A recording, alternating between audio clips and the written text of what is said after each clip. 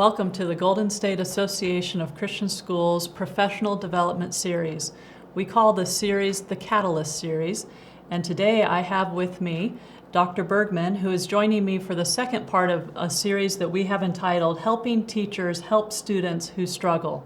And the thought is that if a student is struggling, most likely the teacher is also struggling in order to help him.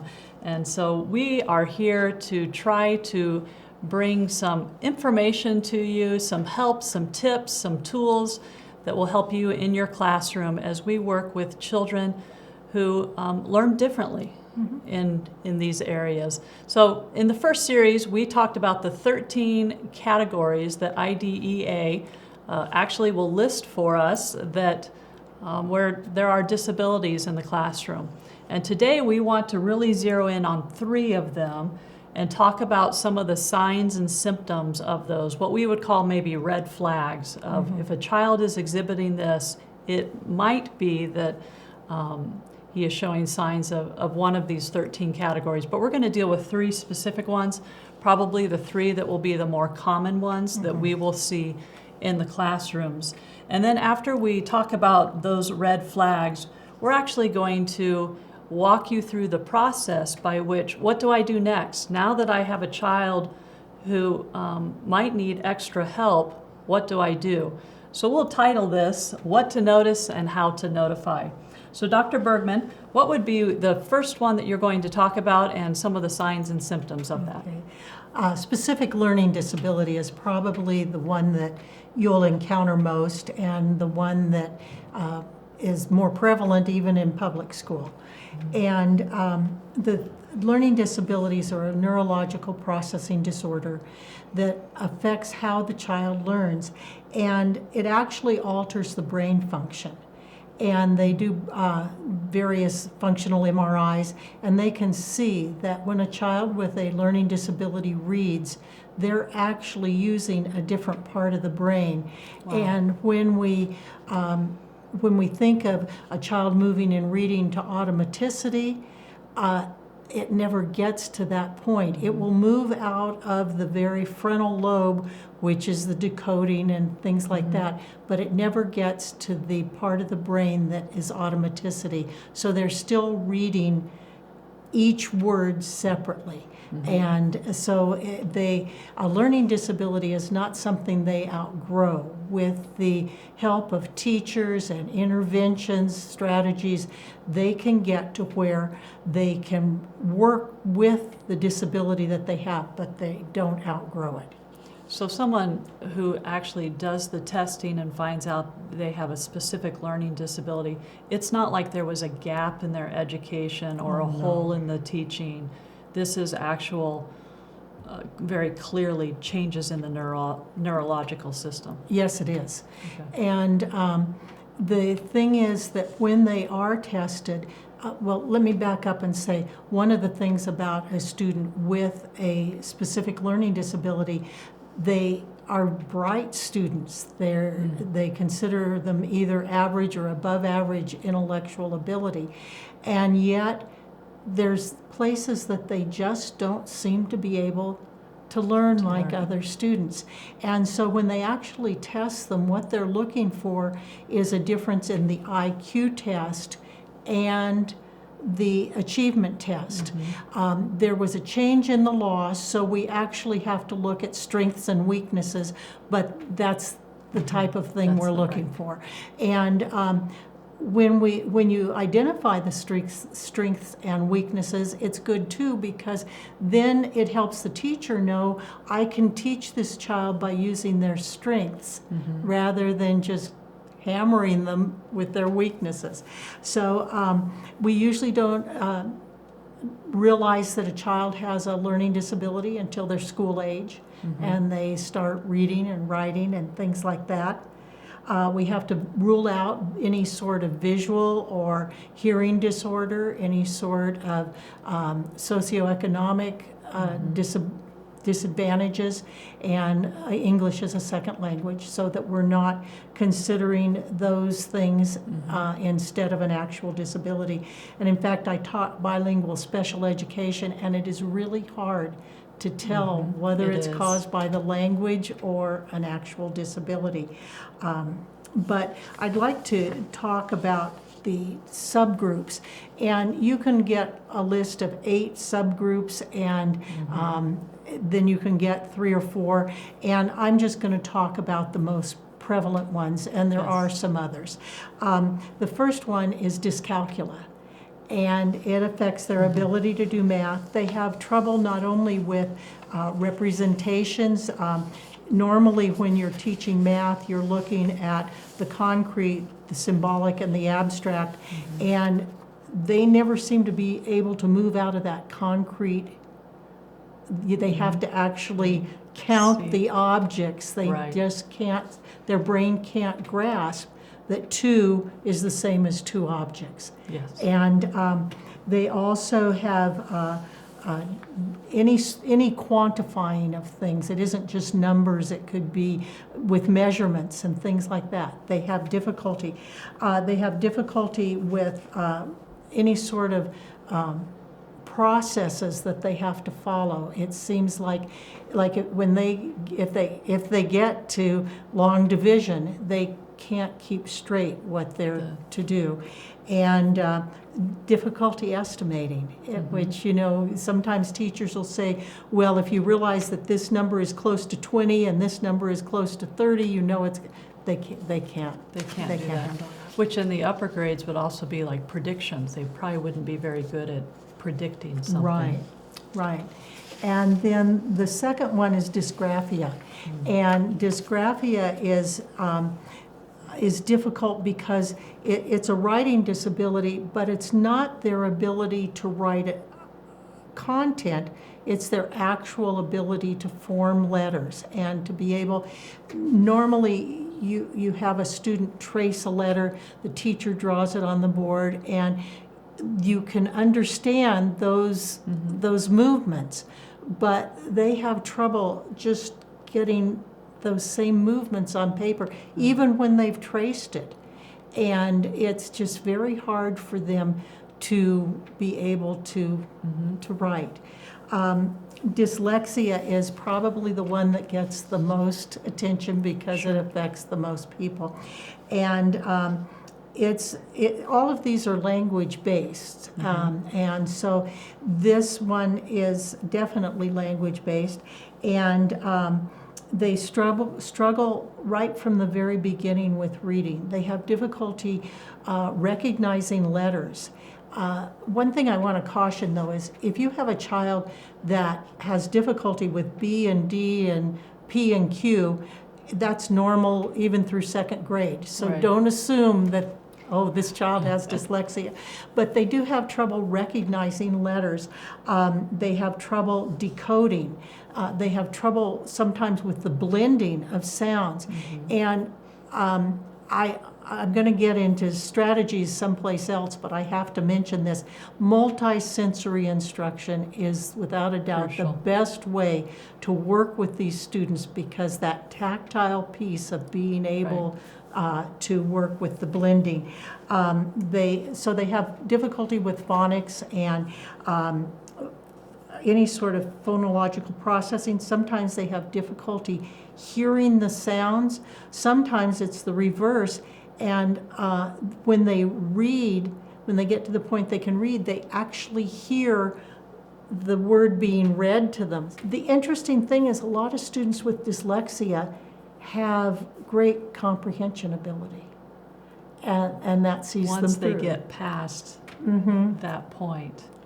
But So, when they're still struggling with decoding, right. then they have difficulty with comprehension because they're worried about reading each word and Right. they're not putting the meaning together. The meaning, right. Right.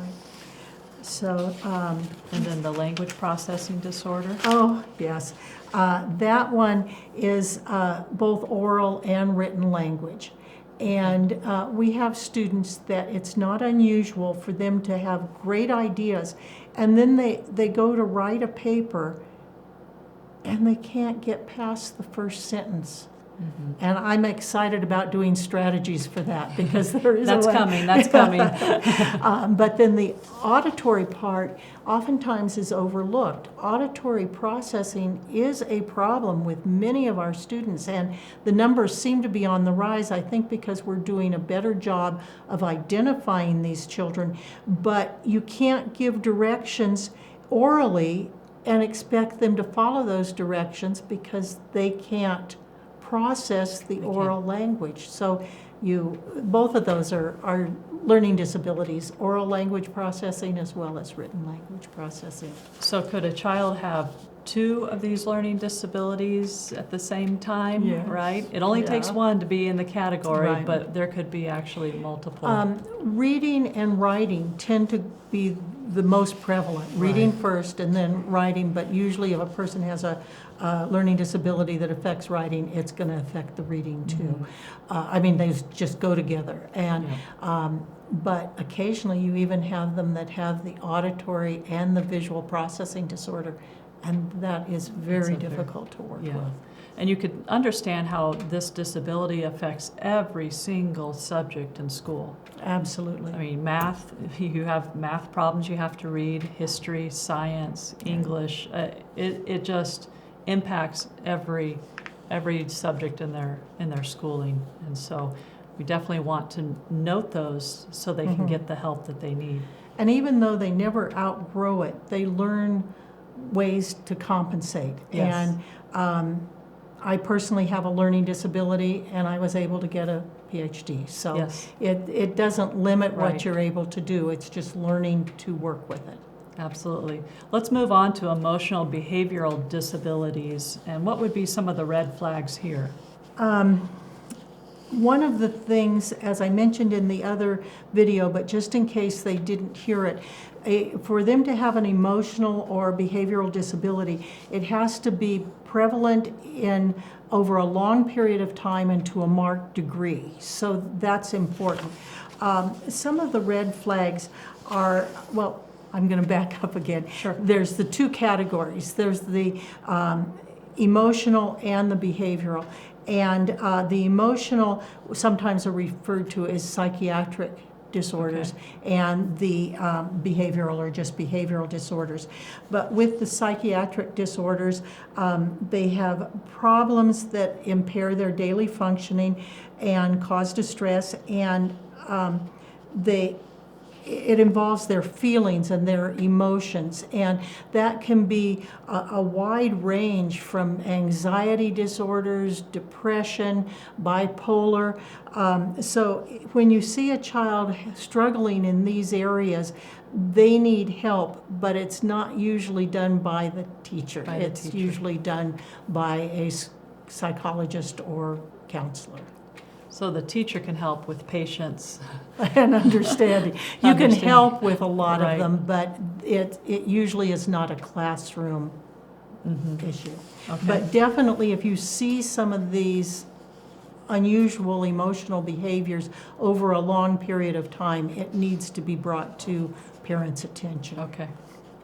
And then the behavioral disabilities. That is something that's hard for all of us to deal with, and it's hard to sort out. Is this an actual behavior disability, or is it a stubborn child or a manipulative child or what have you? But behavioral disabilities, again, over a long period of time and to a marked degree, and interfering with their ability to do classwork.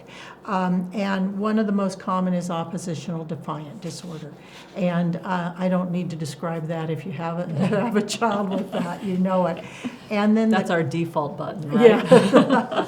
And then there's conduct disorders, which those are children that are prone to violence and aggression and really out of control. I mean, you have children that can be aggressive, but when it's a conduct disorder, you're going to know it. It's out of control.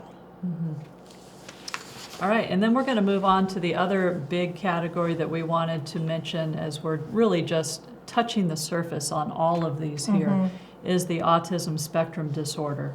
What would be some red flags here? Well, first of all, the autism spectrum disorder goes from very high functioning all the way down to very severe. And so you have different flags for different areas of that. But the problems that you will encounter probably in a Christian school are the high functioning students. Right. And it is a developmental condition, and it affects their social interaction. It affects their obsessive, how they obsess with things, and their communication. And I say developmental, it's also a neurological problem. And actually, when you look at the neurological footprint, a student can have attention deficit disorder, or they can have autism, and yet it kind of manifests itself in similar ways, right? Right. But I'd like to stress that each child, when I go over these symptoms, each child has a different grouping of the symptoms, differing degrees and different symptoms. I had the opportunity of talking with Temple Grandin, and she explained it as a sound mixing board. They have so much of this and maybe none of that, and it helped me to understand. But one of the things that the students that are high functioning is that the social interactions are just not there. They don't understand the social cues. They have difficulty communicating. And as I go through some of the others, you'll see how those all fit together.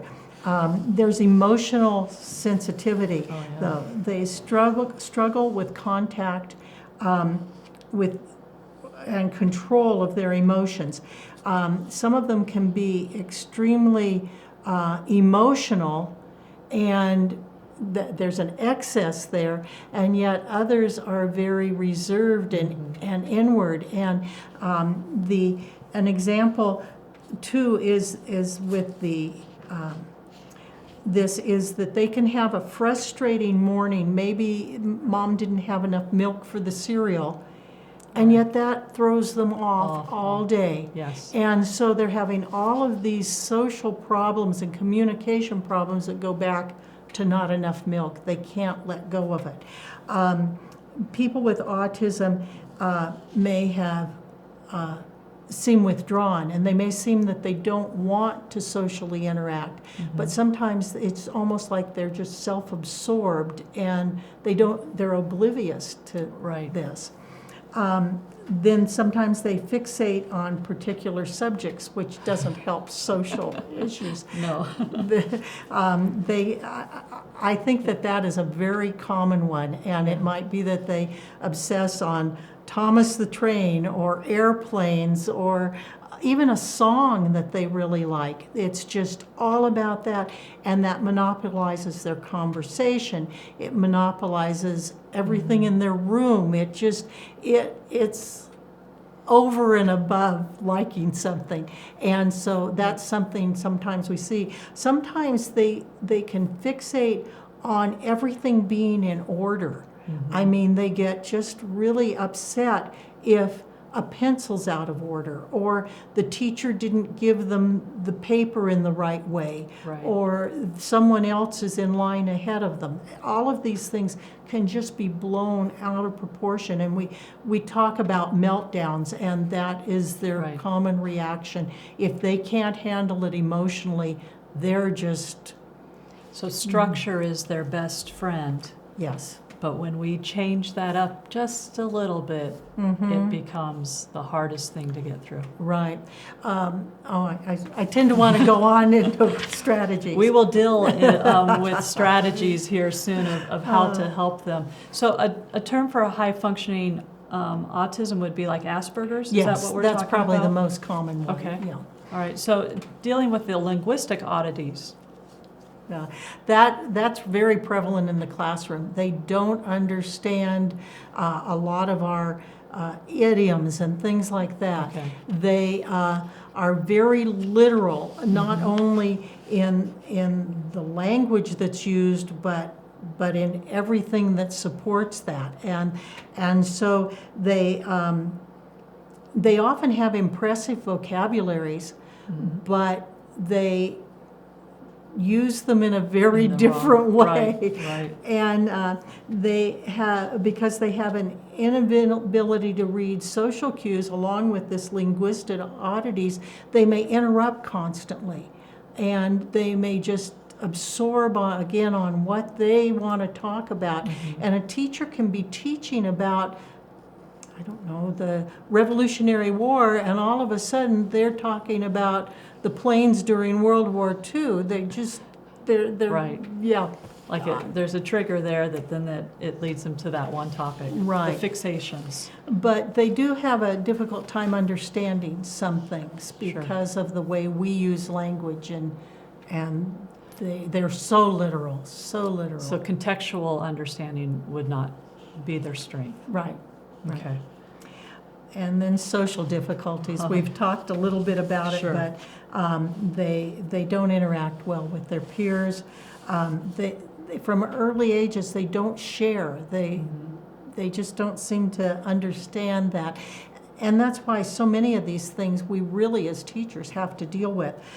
Some may seem shy, and sometimes it's that they don't understand how they should be interacting, and they don't have good eye contact as a rule, and that affects their social ability. You know, Right. if a child's talking to you and they're looking over here, then you don't even realize they're trying to talk to you. And another thing that goes right along with this is the fact that oftentimes, because they don't have friends, and the friends at school tend to sort of stick together, they can be just totally ostracized. And I know that sometimes, you know, they will be assigned a certain table at lunch or something, and it would be so much better if they could sit by someone they could interact Right. with. Yeah. Yeah. So what would you say, Dr. Bergman, would be two things that we could keep in mind about children with autism? I think first of all is the fact that it is a disability that will not improve. You can't, I'm sorry, I said that wrong. You can't cure it, but it can improve as the students or the children, as adults, as they learn how to manage the behaviors. And I've seen a lot of progress with children that learn how to deal with the behaviors.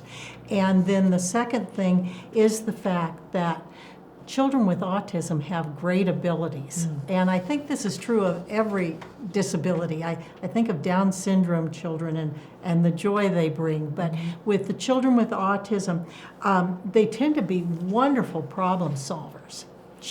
They've come up with some of the best And enjoy solutions. it. Yes, And yes. enjoy it.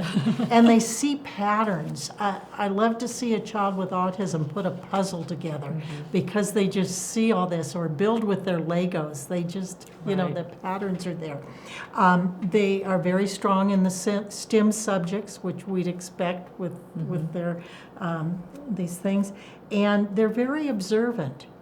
They can remember situations very precisely. In fact, sometimes as a teacher, I have to watch it because they remember situations better than I do. So there Ones are we would wish we could forget. right, right.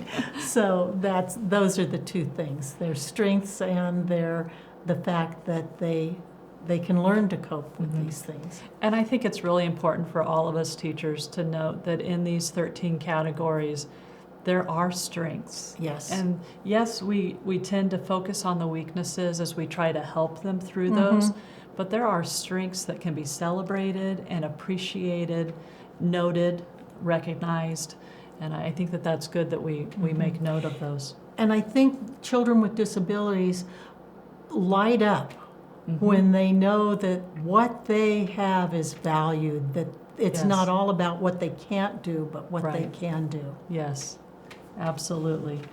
So now that we have talked about what to notice in the classroom with just a few of these categories, and again, we're just brushing the surface of this, what would be some steps that we could take as teachers and even administrators on, now that I know a child needs more help or testing, what's the next step? Okay.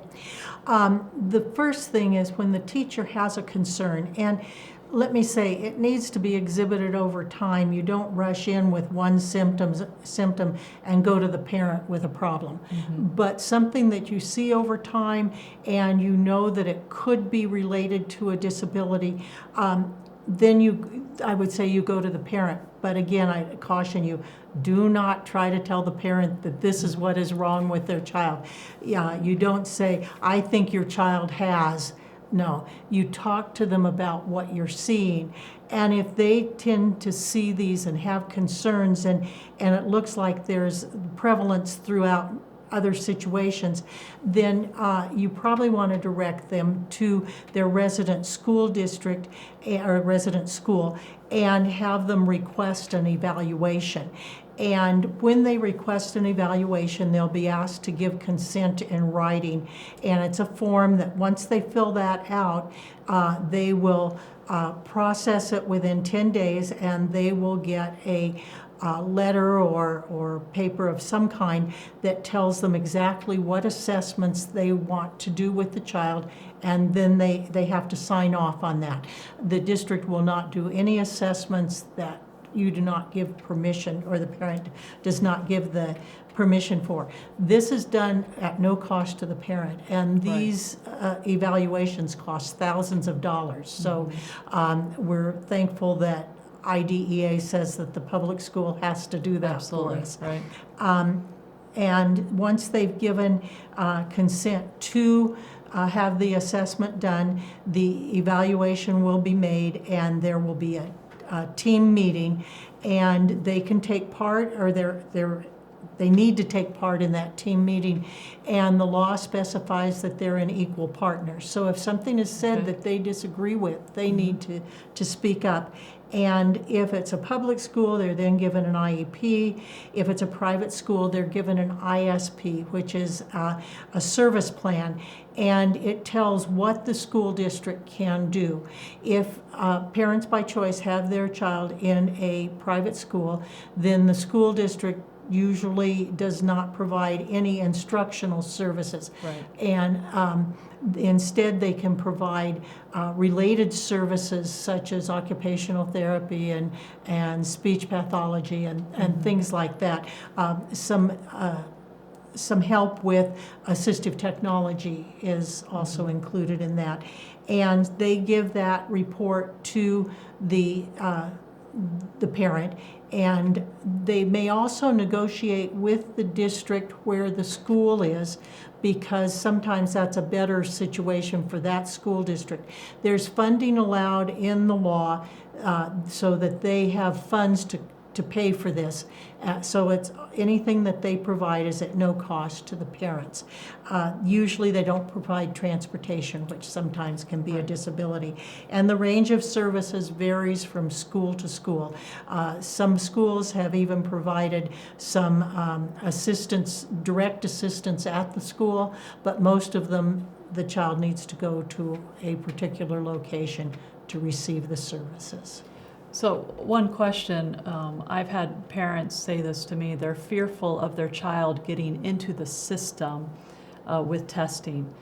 Is there any response that you would have toward that? Is there anything we need to be fearful of a child being tested in the public school? I don't believe so, because it's confidential, and they can't release the records of those tests to anybody without the parent's permission. And the parent gets a copy when the child graduates. Well, they get a copy as they go, but they can get a copy when they graduate, and they're destroyed in 5 years. I don't think there's anything to worry about. I do know sometimes parents don't want their child labeled, and I do understand that. But to me, it's a trade-off. If I can't label the child, I can't give them the help they need. Right. And so I feel that it's worth being labeled, because if we're careful about how we deal with a disability that we talked about first, we're not using that label for anything but to guide our instruction. Yes, helping students. Yes.